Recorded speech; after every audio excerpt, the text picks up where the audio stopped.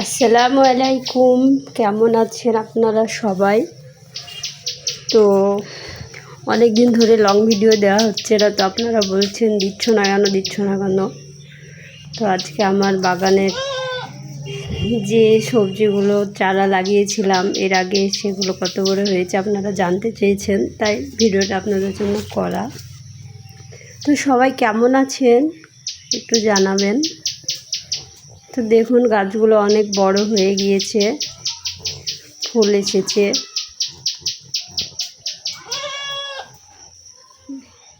এগুলো কি গাছ বলুন তো, দেখি আপনারা পারেন কি না।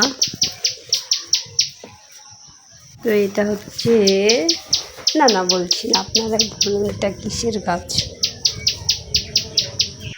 এটা হচ্ছে ঢ্যাঁড়স গাছ, ঢ্যাঁড়স, ভেন্ডিও বলে। তো আপনারা কি বলেন একটু জানাবেন।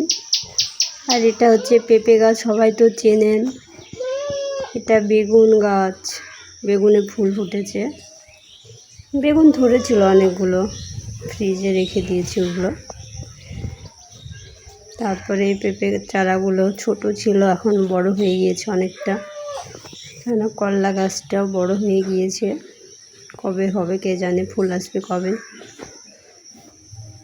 মোটামুটি সবই আছে। আমরা আসলে বাজার থেকে কোনো সবজি কিনে খাই না, সব আমাদের নিজের বাড়িতেই। আর এগুলো হচ্ছে কলমি শাক, এটা আমি ওই নদীর ধারে গিয়ে সেখান থেকে তুলে এনে এখানে লাগিয়েছিলাম, তো হয়ে গিয়েছে। কলমি শাক খেতে কার কার ভালো লাগে জানাবেন। এটা হচ্ছে পুঁই আর লঙ্কা ধরেছে মোটামুটি।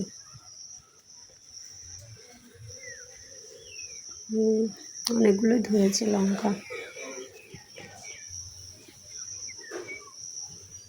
গাছগুলো খুব সুন্দর হয়েছে। এটাতে ফুল এসেছে লঙ্কা গাছে। লঙ্কা খুব ঝাল, একদম এত ঝাল। আর এই ডালিম গাছে ডালিম হয়েছিল, বাট কী করে যে পড়ে গিয়েছে কে জানে। আর এই লাউ গাছটা তো বাড়ছেই না।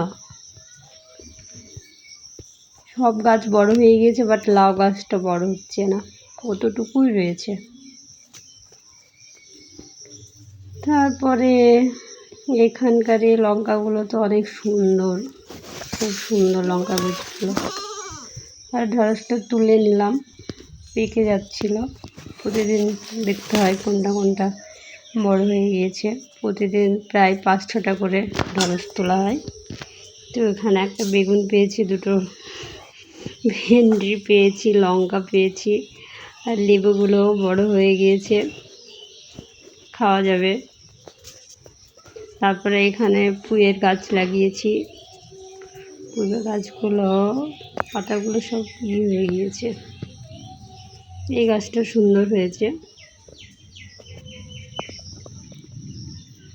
গাছটা অনেক সুন্দর। তারপরে শসার ফুল এসেছে, শসা ধরেনি, ফুল এসেছে মাত্র, কবে হবে কে জানে। তো তোমরা সবাই ভালো থেকো, আর আমার ভিডিওটা ভালো লাগবে